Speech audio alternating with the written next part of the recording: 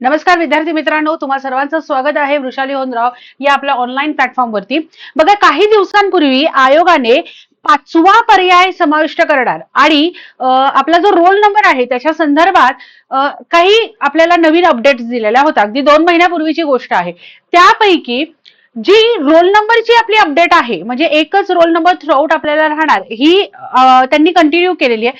परंतु उत्तरपत्रिकेमध्ये जो 5वा पर्याय ते समाविष्ट करणार होते, तर त्या संदर्भात एक नवीन अपडेट आलेली आहे। इन शॉर्ट सांगते, तो जो पर्याय आहे किंवा तो त्यांनी जो निर्णय घेतलेला होता, त्या निर्णयावर सध्या स्थगिती निर्माण केलेली आहे। कारण वगैरे काही माहिती नाही। 1 तारखेपासून खरं तर ज्या पुढच्या परीक्षा होणार, तर त्या मध्ये तो 5वा पर्याय लागू पडणार होता। ओके, पण एक गोष्ट लक्षात घ्या, 5वा पर्याय काय होता, तर ज्या लोकांना उत्तर अटेंड केलेलं नाहीये, म्हणजे कुठचंच दिलेलं नाहीये, तर 5व्यामध्ये गोल करावं असं त्यांची अपेक्षा होती। म्हणजे आम्ही तेवढे अटेम्प्ट केलेले नाहीत हे त्यांना सांगायचं होतं। खरं तर थोडंसं कन्फ्युजिंग होतं, पण बघा, आपण स्पर्धा परीक्षा करणारे विद्यार्थी आहोत, आपल्याला काही कठीण नसतं, सरावाने आपण सगळं साध्य करू शकतो, हो की नाही?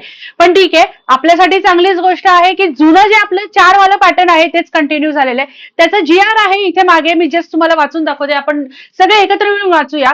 की बघा, वस्तुनिष्ठ बहुपर्यायी परीक्षेच्या सुधारित उत्तरपत्रिकेबाबत आयोगाचे दिनांक 24 डिसेंबर 2025 रोजीचे प्रसिद्ध पत्रक, त्याच्यामध्ये काय सुधारणा आहे, तर उपरोक्त विषयावरील आयोगाच्या संदर्भीय प्रसिद्ध पत्रकामध्ये सुधारित उत्तरपत्रिका व त्या अनुषंगाने मूल्यांकनामधील सुधारित कार्यपद्धती तसेच प्रस्तुत कार्यपद्धतीचा अवलंब 1 मार्च 2026 रोजी नंतर आयोजित परीक्षांपासून करण्यात येणार असल्याचे जाहीर करण्यात आले होते। ओके, तथापि प्रसिद्धी पत्रकामधील परिच्छेद क्रमांक 102 मधील बैठक क्रमांकासंदर्भातील बदल वगळता, म्हणजे बैठक क्रमांकाचा जो बदल त्यांनी सांगितलेला होता तो कंटिन्यू राहणार आहे। ओके, सुधारित उत्तरपत्रिका व मूल्यांकनाच्या कार्यपद्धतीचा अवलंब पुढे ढकलण्यात येत असून सुधारित दिनांक स्वतंत्रपणे कळवण्यात येईल। म्हणजे एक गोष्ट लक्षात घ्या की तुर्तास, म्हणजे आता आपल्याकडे बघायला गेलं तर कोणत्या परीक्षा आहेत, तर बघा, राज्यसेवेची मुख्य परीक्षा आहे, ती रिटर्न आहे, त्यामुळे ह्याच्यामध्ये काय संदर्भ असणार का? नाही,